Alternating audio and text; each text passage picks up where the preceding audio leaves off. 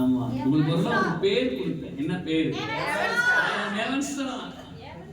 ஆந்திரால மெகாஸ்டார் தான் ஃபேமஸ். ஆனா அவரால் ஜொலிக்க முடியாது. ஆனால் எங்களால ஜொலிக்க முடியும். நாங்களாம் எவன் ஸ்டார். எத்தனை பேர் விசுவாசிக்கிறீங்க? நாங்களாம் என்ன ஸ்டார்? நாங்களாம் என்ன ஸ்டார்? ஹல்லேலூயா. நல்ல கவனிங்க. இன்னைக்கு நிறைய விஷயம் இருக்கு. ஆனா இன்னைக்கு ஒரு ஸ்பெஷலா நீங்க யாரும் சொல்லாத ஒண்ணு உங்களுக்கு நீங்க சொல்ல போறேன். அப்படி இல்ல, பைபிள்ல இருக்கிற ஒண்ணு ஸ்பெஷலா சொல்லி கொடுப்பாரு. ஹல்லேலூயா. ஆனா ஒரு மதிக்காத ஒன்றுக்கு கடவுள் கொடுத்த மதிப்பு ரொம்ப பெருசு. நம்ம சில நேரத்துல யாரையுமே மதிக்க மாட்டோம். சில நேரத்துல என்ன பண்ண மாட்டோம். அதெல்லாம் எனக்கு எக்கச்சக்கமான அனுபவம். பாருங்க, நானு 15 வருஷம் 19 வருஷம் ஊழியத்துக்கிறேன். என்னை சுத்தமா மதிக்காத போனவங்க கூட எனக்கு தெரியும். என்ன முன்னாடி நிக்க வச்சு காரி துப்பி அம்சங்கள தெரியும், அவமானப்படுத்தி அம்சங்கள தெரியும். அவமானம் எனக்கு பெருசே கிடையாது. அப்போ நிறைய நேரத்துல நமக்கு அவமானம் ரொம்ப பெருசா இருக்கும். சில பேரை மதிக்கவே மாட்டோம். அந்த மதிப்பற்ற நிலையில இருக்கிறவங்கள அல்லது மதிப்பற்ற இடத்துல இருக்கிறவங்கள இயேசு எப்படி பார்க்கிறாருன்னு தான் சொல்ல போறேன். ஆமென். நீங்க எவன் ஸ்டாரா இருக்கிறதுனால உங்க சந்ததிகள் ஆசீர்வதிக்கப்பட்டிருக்கும்னு நான் நேற்றுக்கு பேசினேன். இன்னைக்கு நீங்க இயேசுவுக்கு கொடுக்கிறதுனால உங்க சந்ததி எப்படி இருக்க போதுன்னு நான் பேசுறேன். ஹல்லேலூயா. எல்லாம் எடுத்துக்கங்க. மத்தேயு. ஆமென். Praise the Lord. ஹல்லேலூயா. ஆமென்.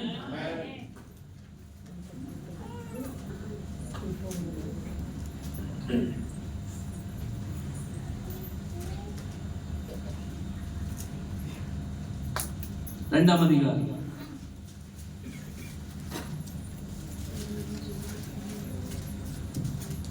வாசிங்க. 13வது வசனம். அவர்கள் போன பின்பு கர்த்தருடைய தூதன் சொப்பனத்தில் யோசேப்புக்கு காணப்பட்டு, ஏரோது பிள்ளையை கொலை செய்ய தேடுவான்.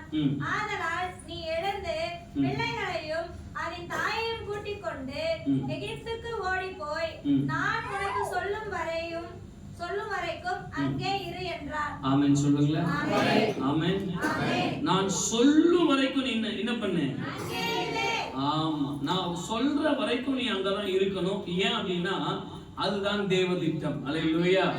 அதோடு கூட சேர்த்து இன்னொரு வசனத்தை நாம படிச்சிடலாம். லூக்காவின் புத்தகம். ஆமென். நான் எடுத்துக்கிறேன் உங்களோட.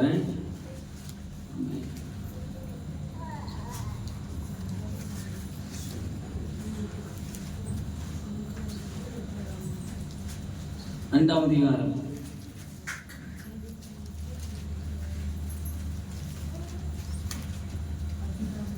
41வது வசனம் வாசிங்க. பின்பு அவர் அவர்களுடனே கூட போய் நாசரேத் ஊரில் சேர்ந்து அவர்களுக்கு கீழ்ப்படிந்திருந்தார். அவருடைய தாயார் இந்த சங்கதிகளை எல்லாம் தன் இருதயத்திலே வைத்துக் கொண்டார். ஆமென் சொல்லுங்களேன். நான் முதல் சொன்னேன், இவர்கள் அடங்கி இருந்தார்கள், சிந்தையிலே வைத்துக் கொண்டார்கள். சொல்லுங்க, அடங்கி இருந்தார்கள், அப்புறம் சிந்தையிலே வைத்துக் கொண்டார்கள். வாங்க வாங்க, சீக்கிரமா வந்திருக்கீங்க. வாங்க. ஸ்தோத்திரம். மாவட்ட சபை ஜனங்களை நான் வாழ்த்துக்கிறேன். முன்னாடி வாங்க. ஸ்தோத்திரம். ஆமா, ஸ்தோத்திரம். நல்ல கவனிங்க. இங்கே தேவனுடைய வார்த்தை உங்களுக்காக உண்டாயிருக்கிறது என்னன்னா, நீங்கள் அடங்கி இருப்பது மிகுந்த அவசியம். நீங்க அடங்கி இருக்கிறது இப்ப மீண்டும் நீங்க மத்தேயு 2ஆம் அதிகாரத்துக்கு வந்துட்டீங்கன்னா, அவங்க எங்கே தங்கி இருந்தார்களாம்? ஆமென். நாசரேத்திலே தங்கி இருந்தார்களாம். எங்க? எல்லாம் பாருங்க. 23வது வசனம் வாசிங்க. மத்தேயு 2:20. நாசரேத் என்னும் ஊரிலே நான் வந்து வாசம் பண்ணினார். நசரேயன் எனப்படுவார். தீர்க்கதரிசிகளால் உரைக்கப்பட்டது நிறைவேறும்படி இப்படி நடந்தது. அல்லேலூயா சொல்லுங்க. அல்லேலூயா. தேவ பிள்ளைகளே, என்னுடைய ஆண்டவர் என்ன சொல்றார் அப்படின்னா, நாசரேத் என்னும் ஊரிலே அவர் வந்து வாசம் பண்ணினார். இந்த பிரயாணத்துக்கெல்லாம் ஒரு விஷயம் தேவை. அதை தான் நான் சொல்ல போறேன். இவங்க எகிப்துக்கு போனாங்க, நாசரேத்துக்கு வந்தாங்க, பெத்லகேம்ல இருந்தாங்க. இவங்க பிரயாணத்துக்கு எல்லாம் ஒரு விஷயம் ரொம்ப தேவை. பேசாத யாரும். ஒரு விஷயம் தேவை. என்ன தெரியுமா? அந்த நாட்கள்ல பஸ் கிடையாது. அந்த நாட்கள்ல என்ன இல்ல? பஸ் இல்ல. அந்த நாட்கள்ல ட்ரெயின் கிடையாது. அந்த நாட்கள்ல ஸ்தோத்திரம் வேகமாய் ஓடுகிற மிதிவண்டிகள் கிடையாது. ஆனா அந்த நாட்கள்ல பிரதானமான ஒரு காரியம் இருந்தது, கழுதை. சொல்லுங்க ஆமென் சொல்லுங்களேன். நல்லா புரிஞ்சுக்கங்க தேவ பிள்ளைகளே. இயேசு கிறிஸ்து மரியாளை கூட்டிக் கொண்டு எகிப்துக்கு போனதும் சரி, அல்லது எகிப்திலிருந்து நாசரேத்துக்கு வந்ததும் சரி, அவர் எதிலே பிரயாணம் பண்ணினார் தெரியுமா? கழுதையில் பிரயாணம் பண்ணினார். எதுல பிரயாணம் பண்ணாரு? கழுதையில. ஆமென் சொல்லுங்க. இன்னைக்கு நம்ம மதிக்க முடியாத, மதிக்க தகாத ஒரு மிருகம்னா என்னதான்? சத்தமா கோவம் வந்தா திட்டினா கூட என்னன்னு சொல்லுவோம்? எல்லாம் சத்தமா. மகளை திட்டணும்னா கழுதை. எது வீட்டுக்கார திட்டணும்னா? பக்கத்து வீட்டுக்கார திட்டணும்னா? யாரையாச்சும் ஒருத்தர் திட்டணும்னா ஃபர்ஸ்ட் சொல்ல வேண்டிய இந்த விஷயம் என்ன? ஏ கழுதை. அல்லேலூயா. தம்பி வா, முன்னாடி இடம் இருக்கு, வா. சசி வா. கவனிங்க என்ன? ஏ கழுதை. சொல்லுங்க. திட்டுறீங்களா இல்லையா? சத்தமா சொல்லுங்க. திட்டுறீங்களா இல்லையா? ஆமென். என்ன வேணும்? கழுதைன்னு திட்டுவோம். சொல்லுங்க. ஆனால் இந்த கழுதை தான் இயேசு கிறிஸ்துவுக்கு ரொம்ப உபயோகமான ஒரு மிருகம். அல்லேலூயா. கழுதை ரொம்ப அழகா இருக்குமா? எப்படி இருக்கும்? ஒரு மாதிரியா கழுதைக்கு காலையும் கட்டி வச்சிருப்பாங்க. அது மேல என்ன பண்ணிருப்பாங்க? மூட்டையை வச்சிருப்பாங்க.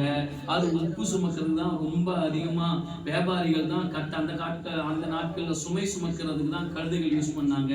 ஆனால் மரியாதை சுமந்து சென்றது, இயேசு கிறிஸ்துவை கர்ப்பத்திலே காப்பாற்றியது ஒரு கழுதை. அல்லேலூயா. சொல்லுங்க அல்லேலூயா. தேவ பிள்ளைகளே, இந்த விஷயத்தை கேள்விப்பட்ட உடனே நீங்க போயிட்டு வீட்டுல படிச்சு பாருங்க. இதெல்லாம் சொல்ல நேரம் இல்லை எனக்கு. நீங்க உங்க வாழ்க்கையில இயேசு கிறிஸ்துவை சுமக்கிற கழுதைகளாக மாற வேண்டும். என்ன? யார சுமக்கிற கழுதை? ஆமென். பக்கத்துல இப்ப சொல்லுங்க. உங்களுக்கு தெரியுமா? நான் தான் அந்த கழுதை. இயேசுவை சுமக்கிற கழுதை. இப்ப என்ன பார்த்து சொல்லுங்க, ஏ கழுதை. என்ன பார்த்து சொல்லுங்கன்னு சொல்லுங்க. அல்லேலூயா. ஏ கழுதை. இன்னைக்கு தேவ பிள்ளைகளே, ஆண்டவர் உங்களை பார்த்து சொல்றாரு, நீங்கள் மதிக்கப்படாத இடத்தில் அல்லது அவமதிக்கிற இடத்தில், வசதி இல்லாத இடத்தில் நீங்கள் வாழ்ந்து கொண்டிருக்கலாம். ஆனால் கிறிஸ்துவை ஆமென் ஸ்தோத்திரம் பாதுகாக்கிற, கிறிஸ்துவின் வல்லமை பாதுகாக்கிற, கிறிஸ்துவுக்காக சாட்சியாய் நிற்கிறவர்களாக நீங்கள் இருப்பீர்களானால், பாடுகளும் போராட்டங்களும் வந்தாலும், மற்றவங்க பார்வையில் நீங்க கழுதையை போல தெரிந்தாலும், அநேக ஜனங்களுக்கு ஆசீர்வாதமான பாத்திரமாய் கர்த்தர் வைப்பார். அல்லேலூயா. ஆமென் சொல்லுங்க. கழுதைக்கு மதிப்பு கிடையாது. ஆனா எப்ப மதிப்பு வருதுன்னு அப்புறமா சொல்றேன். இயேசு சுமந்து போன கழுதைக்கு என்ன இல்ல? ஆமா, ஊர்ல இப்ப நமக்கெல்லாம் என்ன இல்ல? சர்ச்சுக்கு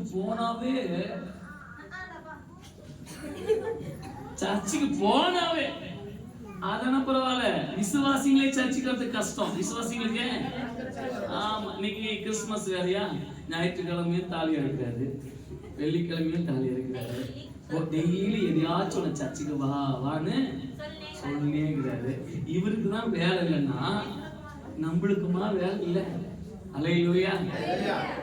தேவ பிள்ளைகளே, பலிபீடத்துல நின்று சொல்றேன், என்னால டெய்லி மீட்டிங் புக் பண்ணிக்க முடியும். நானு பைபிள் காலேஜ்ல டீச்சரா என்னால போக முடியும். எனக்கு எல்லா சோர்ஸும் ஓப்பன்ல தான் இருக்கு. ஆனா நான் அதெல்லாம் வெறுத்து தான் ஓரமா நிக்கிறேன். அல்லேலூயா. நல்லா புரிஞ்சுக்கங்க. இயேசுவை பாதுகாக்கிறதும் இயேசுவோட வசனத்தையும் சுமக்கிறதும் நமக்கு பாக்கியம் நினைக்கணுமே தவிர ஒரு காலம் அதை அவமானமா நினைக்க கூடாது. கிறிஸ்தவங்களா வாழ்றதே ஒரு பாக்கியம் தான். ஒரு காலத்துல கிறிஸ்துமஸ் ட்ரெஸ் எனக்கும் பாஸ்தாமாக்கு எப்படி தெரியுமா இருக்கும்? பழைய ட்ரெஸ் அனுப்புவாங்க, அதை எடுத்து துவைச்சு அயன் பண்ணி புது ட்ரெஸ்ஸா நாங்களே நினைச்சு போட்டுக்குவோம். அல்லேலூயா. இன்னைக்கு அப்படியா? பாருங்க எப்படி இருக்கிறோம் பாருங்க. நாங்களாம் இயேசு சுமக்கிற கழுதுனா யாரும் நம்புவாங்களா? பக்கத்துல பார்த்து சொல்லுங்க, ஊடான்னு சொல்றாரு. நீங்க பாக்குறத பார்த்தா என்ன? நான் உண்மையா சொல்றேங்க. நீங்க இயேசுவை பாதுகாக்க, இயேசுவை சுமக்க, இயேசுவின் வல்லமையை சுமக்க தேவனுடைய ஆசீர்வாதம் உங்கள் சிரசின் மேல் இறங்கிக் கொண்டே இருக்கும். ஆமென். அல்லேலூயா. அலை எடுக்கும் கண்ணம்மா கத்தரை நீ என்னம்மா இரட்டிப்பான நன்மை வரும் நிச்சயமா, உனக்கு இரட்டிப்பான நன்மை வரும் நிச்சயமா. தாமரபரணியோரம் அந்தி சாயும் நேரம் தினம் அல்லேலூயா பாட்டு சத்தம் கேட்கும். அத கேட்ட சனம் கண்ணத்துல கைய வைக்கும். சொல்லுங்க, தாமரபரணியோரம் லூயா பாட்டு சத்தம் கேட்கும். அத கேட்ட சனம் ஆமென். அத கேட்ட சனம் ஹல்லேலூயா. நீ இயேசுவை சுமந்தா உன் உறவுகள் பக்கத்துல இருக்கிறவங்க கைய வைக்கிற அளவுக்கு, கண்ணத்துல கைய வைக்கிற அளவுக்கு இயேசுவால உன்னை மாற்றி அமைக்க முடியும். உன் வாழ்க்கையை இயேசுவால மாற்றி அமைக்க முடியும். தேவ பிள்ளைகளே, நீங்க வந்து உட்கார்ந்து இருக்கிற உங்களுக்கு இயேசுவை சுமக்கிறதுனால உங்க பட்டணத்துல இயேசு உங்களுக்குள்ள இருக்கிறதுனால, உங்க குடும்பத்துல இயேசு உங்களுக்குள்ள இருக்கிறதுனால, உங்க சொந்த பந்தங்கள் மத்தியில அவமானமா இருக்கலாம். இயேசு இந்த பூமியிலே பிறக்கும் போது சாஸ்திரிகளால் ஸ்தோத்திரம், உலக ஜனங்களால் ஏரோது ராஜாவால் அவமதிக்கப்பட்டது போல உங்களுக்குள் இயேசு பிறக்கும் போது இந்த உலகம், உன் உறவு, உன் அண்ணன் தம்பி, உன் மாமா மச்சான் அவமதிக்கலாம். உன்னை ஒரு கழுத மாதிரி பார்க்கலாம். உன்னை சத்தமா சொல்லுங்க, உன்னை ஐயா ஜாதி இல்லாத ஆளு நீ, நம்ம குடும்பத்துல இல்லாத ஆளு நீ, நம்ம சொந்தத்துல யாருன்னா இருக்காங்களா, நீ யாருக்கு பிறந்த யாருக்கு பேர் சொல்ற அப்படின்னு சொல்லி எல்லாம் நம்மள கேட்கலாம். ஆண்டவர் சொல்றாரு, இன்னைக்கு ப்ராப்பர் தீர்க்கதரிசனமா ஆண்டவர் சொல்றாரு, இப்ப நீ சுமக்க சுமக்க சுமக்க ஒரு நாள் நீ ஆசீர்வாதமாக இருக்க. ஹல்லேலூயா. நான் ரொம்ப ப்ரௌடா ஃபீல் பண்றேன். அந்த கழுதை நான் தான். நீங்க ஃபீல் பண்றீங்களா? பாஸ்டர், எங்க ஊருக்கு வந்து பாருங்க, எங்களை எவ்வளவோ அவமானப்படுத்துறாங்க தெரியுமா? அம்மா, நீ இப்படி அவமானத்தை பாக்குறீங்க.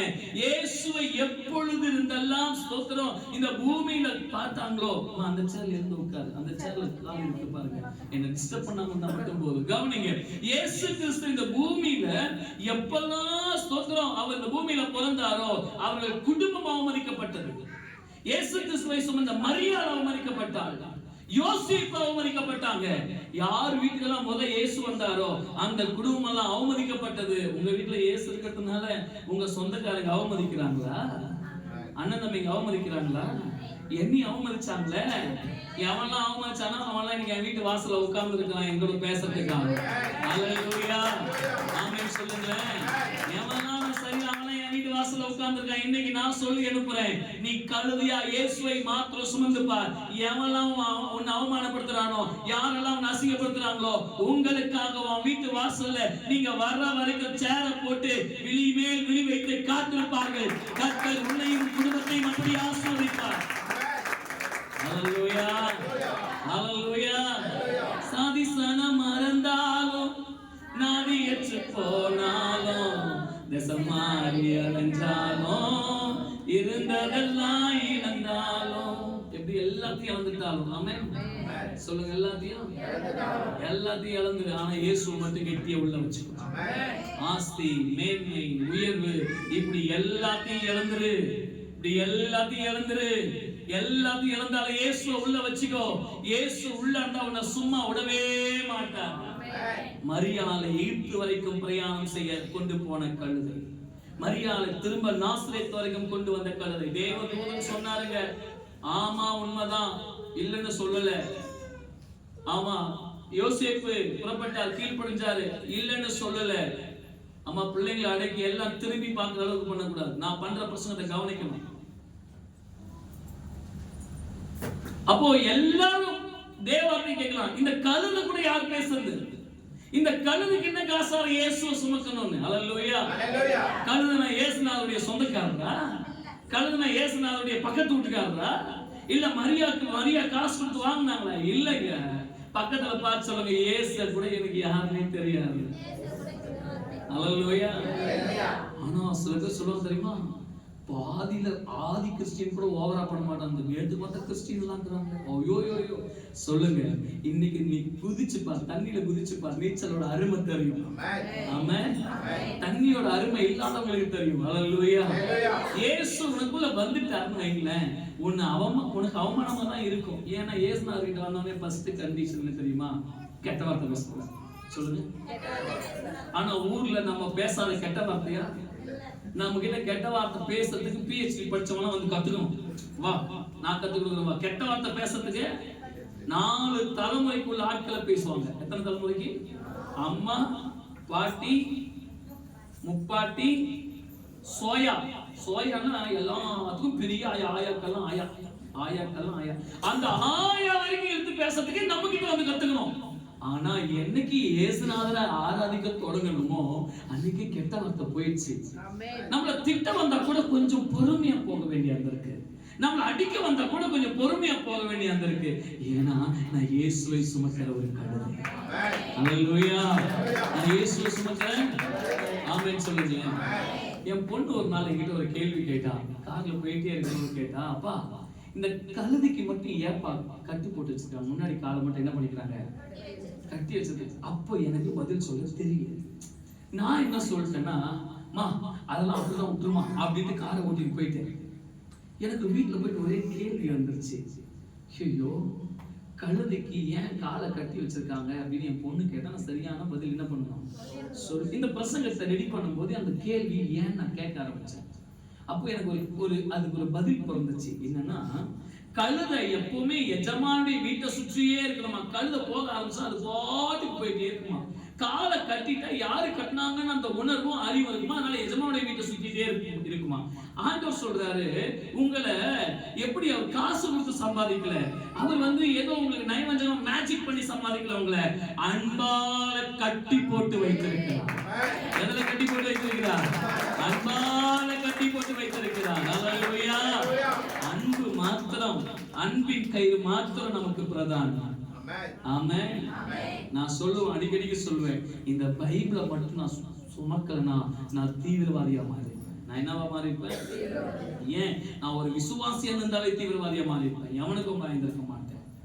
ஆனா இந்த பைபிள் இருக்கிற வசனம் அன்பு என்னை கட்டி இயேசு கிறிஸ்துவை மாத்திரமே சுத்தி வர வச்சிருக்கு. அவரை மாத்திரமே சுமக்க வச்சிருக்கு. ஆமென் சொல்லுங்க. இன்னைக்கு ஆண்டவர் சொல்றாரு, நீங்க எங்கெல்லாம் வந்து இருப்பீங்க, ஆமா நீங்கெல்லாம் வசதியா இருப்பீங்க, நீங்க எல்லாம் பல ஜாதிகள் இங்க உட்கார்ந்து இருக்கீங்க, ஆனா இயேசுநாதர் பார்வையில நம்ம எல்லாம் ஒரே கழுதைதான். நம்ம எல்லாம் யார சுமக்கிற கழுதை? இயேசுவை சுமக்கிற கழுதை. ஹல்லேலூயா. ஆமென் சொல்லுங்க. இந்த கழுதை இயேசு கிறிஸ்துவ கிட்ட வந்த உடனே ஒரு பல நன்மைகளை பார்க்கும். ஆமென் சொல்லுங்க. இந்த கழுதை இப்ப சுமந்துருச்சா, இப்ப இன்னொரு கழுதை, அந்த கழுதைக்கெல்லாம் கழுதை அவங்க சந்ததி கழுதை இருக்கு பாருங்க, அதுக்கு என்ன நன்மையை கொடுத்தாருன்னு ஒரு 10 நிமிஷத்துல பேசி முடிக்கிறேன். ஆமென். வாசிங்க. மார்க் 11ஆம் அதிகாரம்.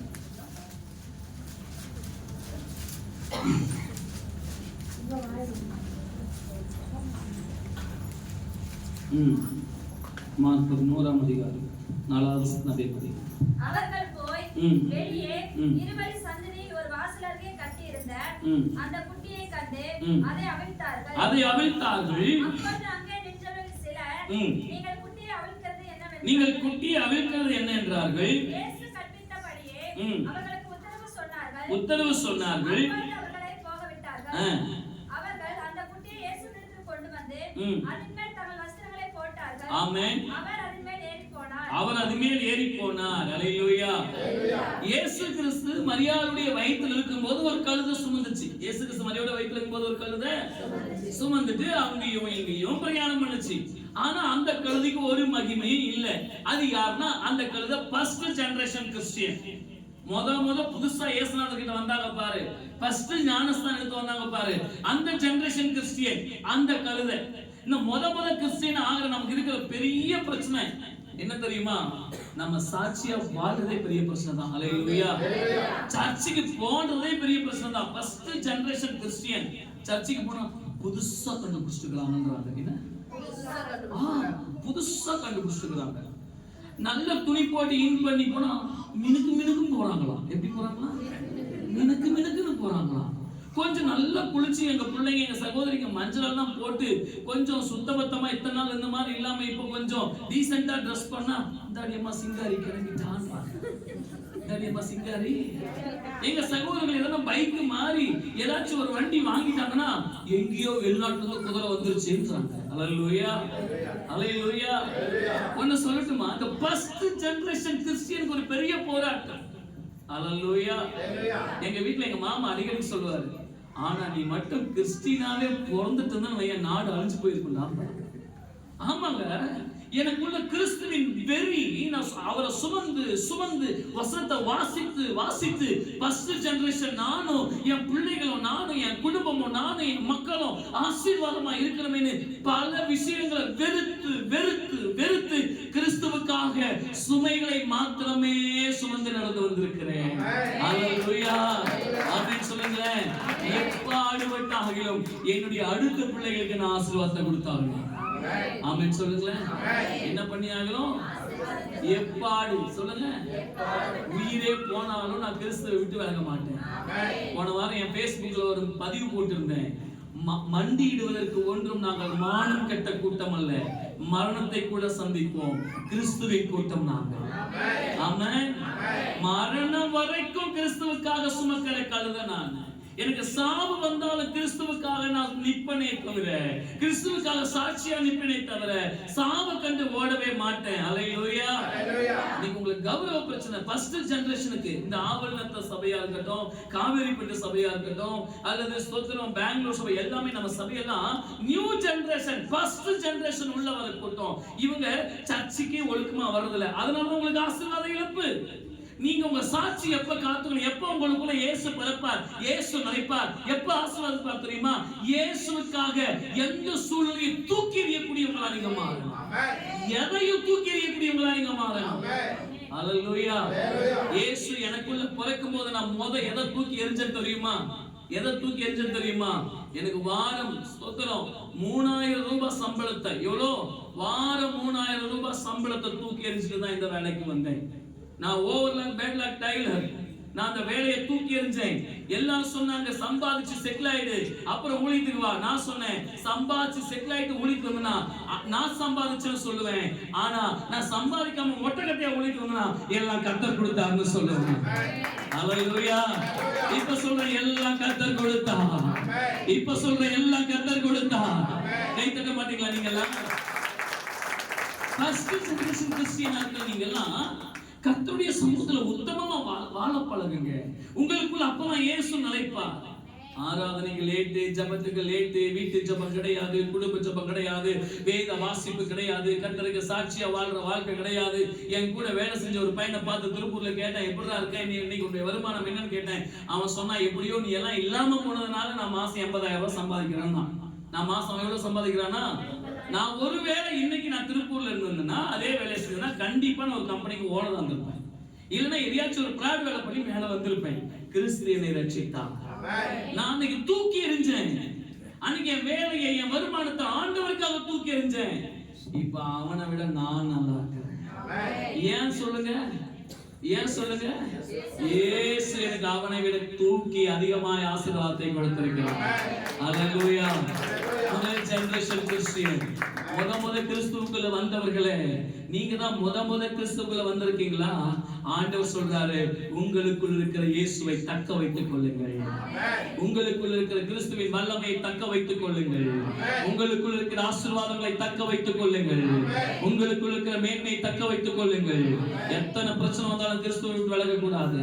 எத்தனை போராட்டம் வந்தாலும் ஆண்டவரை விட்டு விலகவே கூடாது. மரணமே சந்தித்தாலும் நான் கிறிஸ்தவனாகவே.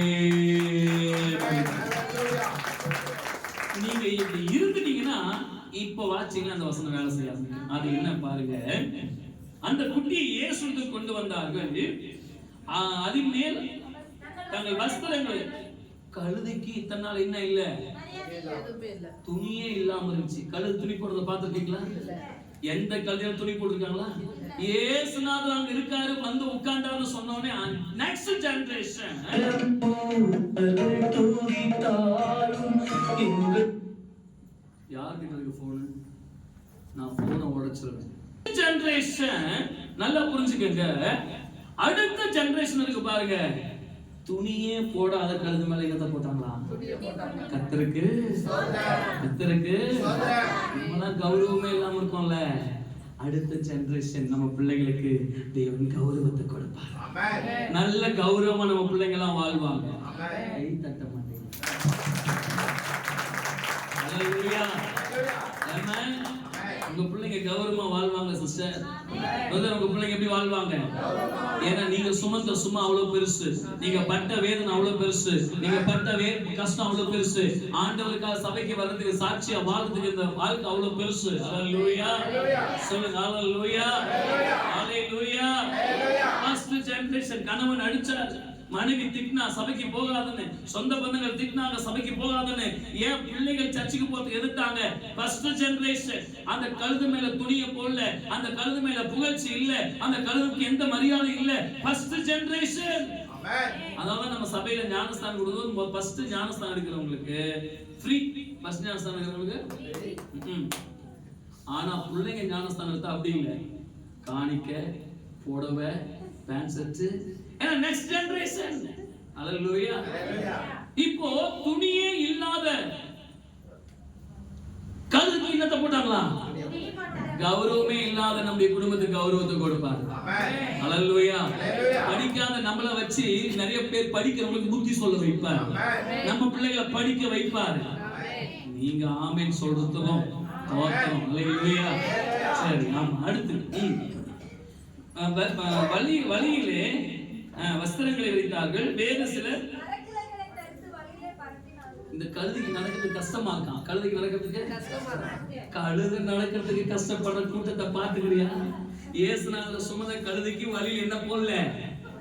ஒன்னும் போடல. ஆனா இந்த கழுதைக்கு என்ன போட்டிருக்காங்க? பக்கத்துல பார்த்து சொல்லுங்க, என் பிள்ளைங்கிற கழுதை ஆடிக்காக தான் போகும். டீ குடிக்கிறதுக்கே ஃப்ளைட்ல தான். நம்புங்க. அந்த கழுதுக்கு ஏதாச்சும் மரியாதை இருந்துச்சா? ஃபர்ஸ்ட் ஜெனரேஷன் ஃபர்ஸ்ட் ஏசாமி கிட்ட கொண்டு வந்தாங்க. அப்ப ஏசாமி மரியாளுடைய கர்ப்பத்துல இருந்தாரு, எந்த மதிப்பும். ஆனா இப்ப ஏசாமி வெளியே வந்து பெரிய மனுஷனா வளர்ந்து அவர் தெய்வமா நிக்கிறாரு. இப்போ ஒரு கழுதையை கூட்டிட்டு வராங்க. அந்த கழுதைக்கு ஸ்தோத்திரம் நடக்கும்போது ரோட்ல என்னத்தை போட்டாங்களா? ஏன் சொல்லுங்க? கழுதை சுமூகமா நடந்து போகணுமா? ஆமென், ஆமென். என் பிள்ளைங்க சுமூகமா போக கர்த்தர் கிருபை செய்வார். என் பிள்ளைங்க ஆசீர்வாதமா போக கர்த்தர் கிருபை செய்வார். என் ஜனம் ஆசீர்வாதமா இருக்கும். ஹalleluya. இனிமே எங்களுக்கு பிரச்சனை ஆயிரத்துல லட்சங்கள் எல்லாம் இல்ல, இனிமே கோடிகள் தான் எங்களுக்கு பிரச்சனை. இனிமே என்ன? ஆமென். நான் 2026 ஆண்டவர்கிட்ட சொல்லிட்டேன், ஆண்டவரே ஒரு காலத்துல 100 ரூபாய் கேட்டேன், அப்புறம் 1000 ரூபாய் கேட்டேன். இந்த வருஷம் எப்படி சில லட்சங்கள்ல வீடெல்லாம் கட்ட போறேன், கர்த்தர் கொடுத்துருக்கீங்க. அடுத்து நான் கேட்க போறது இந்த கோடி தான் ஆண்டவரே. என்ன பார்த்தா நீங்க தெரு கோடியில் நிக்கிற உனக்கு கோடி தேவையான்னு கேட்கிற மாதிரி இருக்கு. ஆனாலும் உன போறது இல்ல. ஆமென். இனி என்னதான்? ஆமென்.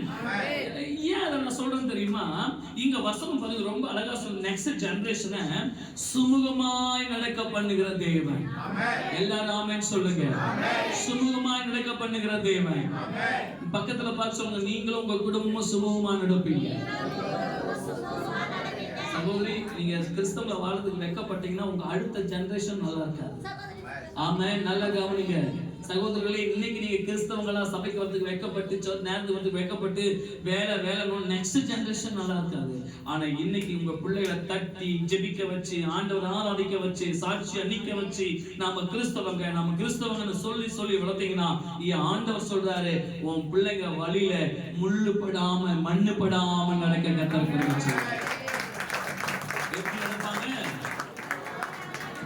எப்படி நடப்பாங்க? முள்ளு படாம. ஆமென், ஆமென். கல்லு படாம. எல்லாரும் 7:30 தான் வந்திருக்கீங்க, 9 மணிக்கு தான் முடிப்பேன். சார் உட்காருங்க. ஆமா. கவனிங்க. ஸ்தோத்திரம். உங்க வாழ்க்கையில ஆசீர்வாதமா இருக்கிறதுக்கு ஒரு வழி உண்டு. ஆமென். எத்தனை பேர் சில பேர் விவசாயம் பண்றாங்க, நான் தான் மண்ணை பிசுகி வேலை செஞ்சு கஷ்டப்பட்டேன், என் பிள்ளையாச்சும் நீ என்ன பண்ணக்கூடாது, மண்ணை பிசுக கூடாது. அதுக்கு முதல் நீ ஒழுக்கமா சர்ச்சுக்கோ, நீ ஒழுக்கமா சர்ச்சுக்கோ. உன் பிள்ளை இனிமே மண்ணை பிசுக கர்த்தர் உயர்த்துவா. சில சகோதரர்களை கேள்விப்பட்டிருக்காங்க, என் மகளை நான் கஷ்டப்படுற மாதிரி இல்லாம நல்ல இடத்துல என்ன பண்ணிடணும், கல்யாணம் பண்ணி கொடுத்துடணும். நீ ஒழுக்கமா சர்ச்சுக்கு வா, உன் பிள்ளைக்கு வேலைக்காரி இருப்பான், அந்த அளவுக்கு நல்ல மருமகனை கர்த்தர் கொடுப்பான். உன் பிள்ளைகளுக்கு நல்ல வேலைக்காரி இருப்பாங்க. நான் சொல்றேன், நான் அதிகமா விசுவாசிக்கிறேன். ஒருவேளை என் பிள்ளைங்க திருமண நேரத்துக்கு வருவாங்க, அந்த வயசு வரும்னா நிச்சயமா என் புள்ள போற வீடுகள்ல அன்னைக்கு இந்த வேலைக்காரங்க தான் இருப்பாங்க. நான் விசுவாசிக்கிறேன். ஏன் இனிமே நான் நெக்ஸ்ட் ஜெனரேஷன் கருத என் புள்ள யாரு, நான் யாரு, ஃபர்ஸ்ட் ஜெனரேஷன். நான் உளுந்து எழுந்து எனக்கு மண்ணு இல்ல, கல்லும் தெரியல, குளிர் தெரியல, இயேசுக்காக வாழ்ந்து என் வாழ்க்கையை முடிச்சிட்டேன். இனி அந்த தாடிக்காரர்கள் சும்மா விட மாட்டேன். நெக்ஸ்ட் ஜெனரேஷன் கழுதைக்கு எப்படி வழியில மரக்கலைகளை கற்பித்தார்களோ அப்படியே என் பிள்ளைகளும் ஆமென் கஷ்டப்படாம வாழணும். அந்த கர்த்தர் செய்வார். உங்க தேவன் ஆசீர்வதிப்பார். பக்கத்துல பார்த்து சொல்லுங்க, இப்படி கூட வசனம் இருக்கு. ஹல்லேலூயா. நான் தான் அந்த கழுதை, என் புள்ளதான் நெக்ஸ்ட் ஜெனரேஷன் கழுதை. ஆமென். அடுத்த வசனம், அடுத்த வார்த்தை வாசனம். முன்னடப்பார் பின்னடப்பார் ஓசன்னா, கர்த்தரின் நாமத்தினாலே வருகிறவர் என்ன பண்ணவர், இயேசுநாதர் கழுதை மேல உட்கார்ந்துக்கிறாரு. முன்னாடி இருக்கிறவங்க பின்னாடி இருக்கிறவங்க கை தட்டி யார் குறைக்கிறாங்களா, அல்லேலூயா. கை தட்டி என்ன பண்றாங்களா, ஆமென் சொல்லுங்க. இந்த அப்போ அந்த புகழ்ச்சி யாருக்கு ஒரு எல்லாம் பூ போடுறாங்க, அந்த பூ யார் மேல விழும், விழுமா. இப்ப இயேசு சுமக்கிற கழுதை யாரு, இப்ப இயேசுநாதர் மேல போட்டா யார் மேல விழும், பணம் போட்டா யார் மேல விழும். ஆமென் ஆமென். இப்ப அவருக்கு என்ன பேரோ, அவருக்கு என்ன புகழ்ச்சியோ அதே புகழ்ச்சி கர்த்தர் என் குடும்பத்துக்கு தருவார்.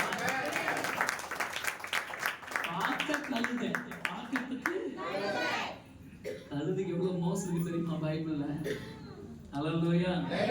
இன்னைக்கு சர்ச்சுக்கு வந்திருக்கிறவங்கள பார்த்து ஆண்டவர் சொல்றாரு நெக்ஸ்ட் ஜெனரேஷன். இன்னைக்கு சபைக்கு வரவங்களுக்கு சொல்றாரு, தேவ பிள்ளைகளே, அடுத்த தலைமுறைகளுக்கு எப்படியாலும் கிறிஸ்துவை கொடுத்து விட வேண்டும். ஏன்னா அந்த அடுத்த உலகம் என்ன நினைக்குதான், போன் தான் வாழ்க்கைன்னு நினைக்குது. அடுத்த உலகம் சில பிள்ளைங்க கிட்ட குப்பத்துக்கு போறதுக்கு வழி கேளுங்களேன். 1 minute அங்கிள், இங்கிருந்து 12 கிலோமீட்டர் இருக்கு அங்கிள். இங்கிருந்து அப்படியே போனீங்கன்னா ஃபர்ஸ்ட் வானகுட்டப்பள்ளி அங்கிள், அப்புறம் கோப்பனப்பள்ளி அங்கிள், அப்புறம் இருக்கு 1 நிமிஷம் அங்கிள், ஜூம் பண்ணுவோம். அப்பதான் அது கூட ஒழுக்கமா சொல்ல தெரியாது. ஆமாங்க பங்கநாத் அங்கிள், அப்புறம் போனீங்கன்னா கிருஷ்ணகிரி அப்படி போனீங்க. ஏன்னா இது இல்லைன்னா அது வாழ்க்கையே. எங்க பாட்டி கிட்ட போய் கேளுங்க, இல்ல உங்க பாட்டி கிட்ட போய் கேளுங்க, குப்பத்துக்கு எப்படிங்க போனோம் சாமி, இப்படியே போனோம்னா ஒரு 3 மைல் தான் சாமி. அது ரொம்ப ஈஸியா சொல்லிடும் வழிய. இப்படியே போன ஒரு ஏரி வருதுப்பா, அந்த ஏரியை தாண்டினா அங்க ஒரு பாலம் வரும், அப்படி தண்ணி போற மாதிரி இருக்கும். அப்படியே கொஞ்சம் போனோம்னா ஒரு முடக்கு ஒண்ணு திரும்பும். அவங்க போன ஒரு 3 ரோடு வரும் குட்டி, அங்க பன்னு கடையெல்லாம் வச்சிருப்பாங்க. என்ன கடை வச்சிருப்பாங்க, பண்ணி கடையெல்லாம் வச்சிருப்பாங்க. அங்க வந்து இந்த கூட்டக்காரன் வண்டிக்காரன் புருன்னு போவான், எப்பா கொஞ்சம் பத்திரமா போவான். அப்படியே திரும்பி பண்ண ரொம்ப ஈஸியா எங்க பாட்டி வழி சொல்லுவோம். ஆனா இன்னைக்கு இருக்கிற பிள்ளைகளுக்கு அது கூட தெரியாது. ஆனா நான் சொல்றேன், எப்படி ஆகிலும் கிறிஸ்துவை நம்முடைய தலைமுறைகளுக்கு அதிகமாய் கொடுத்து விட வேண்டும் என்று கர்த்தர் எதிர்பார்க்கிறார். அடுத்த உன் பிள்ளைக்கு எதை சொல்றியோ இல்லையோ, அடுத்து உன் பிள்ளைங்களுக்கு எதை சொல்லி கொடுக்குறியோ இல்லையோ, கிறிஸ்துவை பற்றி ரொம்ப ஸ்ட்ராங்கா சொல்லி கொடுக்கணும். ஆண்டவராலே அல்லாமல் விடுதலையை உண்டாக்க இந்த பூமியில யாராலும் ஆசீர்வாதத்தை ஆண்டவர் தான் என்ன பண்ணணும். ஆமென். நான் லாஸ்டா சொல்லி முடிக்கிறேன். 8 மணி ஆக போகுது, நம்ம சாப்பிடணும், உங்களுக்கு ட்ரெஸ் எல்லாம் கொடுக்கணும். கவனிங்க. ஸ்தோத்திரம். என்கிட்ட ஒரு நண்பர் வந்து கேட்டார், ஒரு பாஸ்டர், அவரு குப்பம்ல பெரிய பாஸ்டர், நான் யாரும் நல்லா சொல்ல விரும்பல. பாப்பாவுடைய ஃபங்க்ஷனுக்கு வந்தார். அவங்க பையன் நல்ல ஒரு வருமானம், மகள் நல்ல வருமானம், இப்படி எல்லாம் இருக்காங்க. அவங்க என்கிட்ட கேட்டாரு, எப்படி இவ்வளவு ஆசீர்வாதமா இருக்கன்னு கேட்டாரு. அல்லேலூயா. நாங்கெல்லாம் அடுத்த ஒரு சர்ச்சை கட்டத்துக்கு போராடுறோம், அடுத்த ஒரு சர்ச்சை கட்டத்துக்கு போராடுறோம். ஈஸியா ஒரு இடத்துல போற, உன்னை துக்கப்படுத்துறாங்க, உன் கூட இருக்கிறவங்களாம் துரோகம் பண்றாங்க, ஆனா நீ எப்படி ஈஸியா சர்ச்சு கட்டணும்னு கேட்டாரு. நான் சொன்னேன், நான் கட்டல, நான் இயேசுவை சுமந்துட்டு ஒவ்வொரு ஊருக்கும் போறேன். ஆமென். இயேசுநாதர் மேல மாலையெல்லாம் போடுறாங்கல்ல, இயேசுநாதர் வந்துட்டு அந்த பூவெல்லாம் போடுறாங்கல்ல, கிருபை அந்த மாலை அவர் மேல ஒருத்தருக்கு முன்னாடி என் தலை முன்னாடி நீட்டிட்டு இருந்தாலும் என் கழுத்துல விழுந்துச்சு. ஆமென் சொல்லுங்க. இப்போ கழுத்து மேல உட்கார்ந்த ஃபர்ஸ்ட் கழுத்து யார் கழுத்து தான் தெரியும். ஃபர்ஸ்ட் கழுத்து யார் கழுத்து? நீங்க போய் கழுதைய பாருங்க, நம்ம அது மேல ஏறி உட்கார்ந்தா முன்னாடி இருக்கிறது யார் கழுத்து? இயேசுநாதருக்கு தூக்கி போட்டாங்க. அவரு கிருபை அவங்களுக்கு போட தெரியாம போட்டாங்க. தோத்திரம். அந்த மாலை வந்து என்ன பண்ணிச்சு? இது மட்டுமா? இயேசுநாதர் பார்த்தாரு, ஐயோ என் மேல இவ்வளவு மாலை போடுறாங்களேப்பா, நான் என் கழுத்துல ஒரு 10 மாலையை தூக்கி என் கழுத்துல மாட்டி விட்டாரு. இப்போ இயேசுநாதருக்கு மரியாதையே இல்லையோ தெரியல, எனக்கு ஊர்ல எக்கச்சக்கமான மரியாதை. ஆமென். ஆனா நான் இன்னும் சொல்றேன், நான் இன்னி குதிரையா மாற போறது, நான் கழுதியாவே வாழணும். ஹல்லேலூயா. எவ்வளவு பாடு, எவ்வளவு சுமை, எவ்வளவு கஷ்டம், எவ்வளவு கண்ணீர் வந்தாலும் என் மேல இயேசு இருக்கணும். என் மேல யாரு இருக்கணும்? என் மேல யாரு இருக்கணும்? நான் அவரை விட போறது, நானும் நல்லா இருக்கணும். அப்புறம் எனக்கு அடுத்த ஜெனரேஷன். ஹல்லேலூயா. ஆமென். சொல்லுங்க, நான் கழுத, என் பிள்ளையும் கழுத. பிரச்சனை என்னன்னா நான் சும்மா இருக்கேன், ஆனா என் பிள்ளைங்க அப்படி இல்லை. பெரிய பெரிய ஆபீசர், ஆசீர்வாதமான பாத்திரம். ஆமென். பக்கத்துல பார்த்து சொல்லுங்க, தெரியுமா? நல்லா சொல்லுங்க, தெரியுமா? என் பையன் கையெழுத்த வாங்குறதுக்கு பல பேர் காத்துனுக்கு போறாங்க.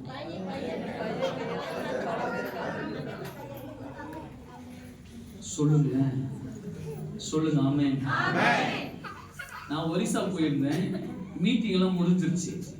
மீட்டிங் எல்லாம் முடிச்சுட்டு நான் கீழே இறங்கி வரும்போது 2 பசங்க ஓடி வந்தாங்க. சொல்லுப்பா அப்படின்னு. அங்கிள் சூப்பரா பிரசங்கம் பண்ணீங்க, தேங்க்யூ.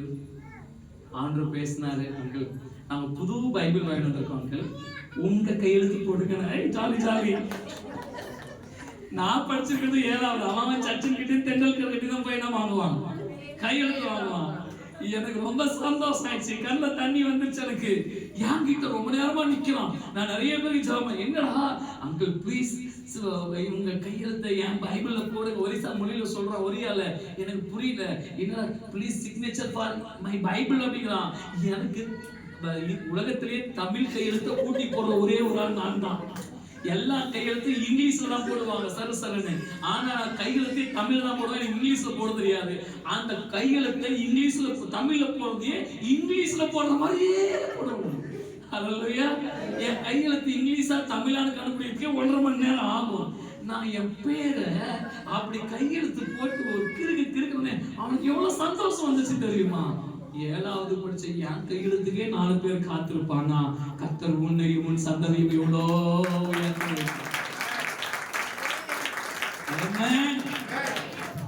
தலகணம் இல்லாத வாழ்க்கை இருந்தா தலைக்கு மேல் ஆசீர்வாதம் இருக்கும். எப்படி? தலைகணம் இல்லாமல் வாழ்க்கை இருந்தால் தலைக்கு மேல் ஆசீர்வாதம் இருக்கும். ஹல்லேலூயா. எவனுக்கெல்லாம் தலகணம் இருக்கோ அவங்களுக்கெல்லாம் ஆசீர்வாதமே இருக்காது.